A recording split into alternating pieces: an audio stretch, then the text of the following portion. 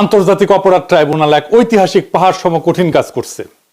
Joint interrogation sell এবং TFI task force for interrogation এই সেলে গুম এবং নির্যাতনের 2 মামলায় মোট 30 জনকে আসামি করা হয়েছে এবং এর মধ্যে আছে ডিজিএফআই এর সাবেক অনেকগুলা পরিচালক এবং আর্মির সেনাবাহিনীর উর্দি পড়া দুর্বৃত্তরা।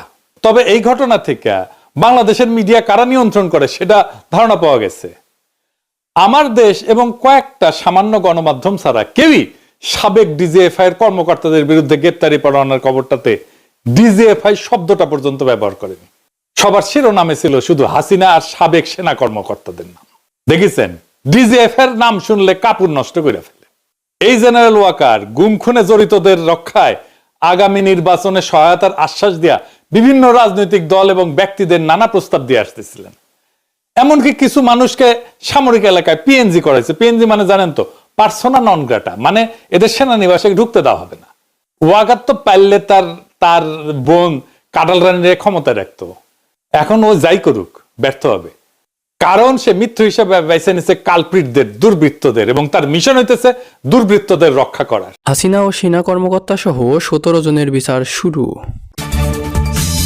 দিল্লিতে বাংলাদেশের হাই কমিশনের সামনে ব্যাপক বিক্ষোভ, ব্যারিকেড ভেঙে ভেতরে ঢোকার চেষ্টা।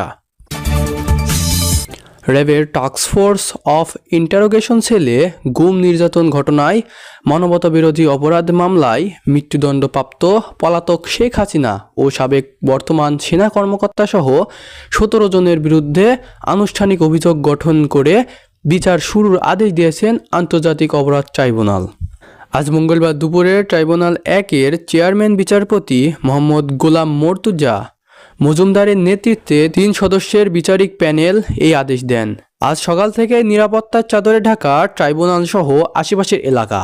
অতিরিক্ত পুলিশ মোতায়েনের পাশাপাশি রয়েছে র্যাব, বিজিবি, সেনা ও কর্মকর্তারা। সকাল 10টার পর থেকে সেনানিবাসের বিভিন্ন কারাগার থেকে প্রিজন ভ্যানে করে গ্রেপ্তারি 10 সেনা কর্মকর্তাকে ট্রাইব্যুনালে হাজির করে পুলিশ। এ মামলায় শেখ হাসিনা সহ 7 জন এখনও পলাতক। তারা হলেন শেখ হাসিনার প্রতিরক্ষা বিষয়ক সাবেক উপদেষ্টা major general of Tariq Ahmed Siddique, সাবেক রাষ্ট্রপতি আসাদুজ্জামান খান কামাল, সাবেক আইনজীবী বেনজির আহমেদ, র্যাবের সাবেক ডিজি এম খুরশিদ হোসেন, র্যাবের সাবেক মহাপরিচালক ব্যারিস্টার হারুন আর রশিদ ও র্যাবের সাবেক পরিচালক লেফটেন্যান্ট কর্নেল মোহাম্মদ খয়রুল ইসলাম। ভারতের রাজধানী নয়াদিল্লিতে বাংলাদেশের হাইকমিশনের সামনে বড় ধরনের বিক্ষোভ চলছে। বিক্ষোভকারীরা নিরাপত্তার ব্যারিকেড ভেঙে হাইকমিশনের ভেতরে ঢোকার চেষ্টা করছে বলে জানিয়েছে ভারতীয় সংবাদ মাধ্যম এনডিটিভি। পরিস্থিতি নিয়ন্ত্রণে আনতে নিরাপত্তা বাহিনী সক্রিয় রয়েছে। প্রতিবেদনে বলা হয়, বাংলাদেশের সংখ্যালঘু নির্যাতন এবং ময়মনসিংহে দীপু চন্দ্র দাস নামে এক হিন্দু যুবকের পিটিয়ে হত্যার প্রতিবাদে এই বিক্ষোভ শুরু হয়। সময়ের সঙ্গে সঙ্গে পরিস্থিতি উত্তপ্ত হয়ে ওঠে এবং বিক্ষোভকারীরা ব্যারিকেড ভাঙার চেষ্টা চালায়। হিন্দুত্ববাদী সংগঠন বিশ্ব হিন্দু পরিষদ ও বজরং দলের ডাকে এই কর্মসূচি পালিত হচ্ছে। এ কারণে বাংলাদেশের হাইকমিশনের সামনে 3টি স্তরে নিরাপত্তা বলয় গড়ে তোলা হয়েছে। সেখানে পুলিশ ও সাধারণ সামরিক বাহিনী মোতায়েন রয়েছে। বিক্ষোভকারীদের ব্যানার, প্লেকার্ড হাতে স্লোগান দিতে দেখা গেছে।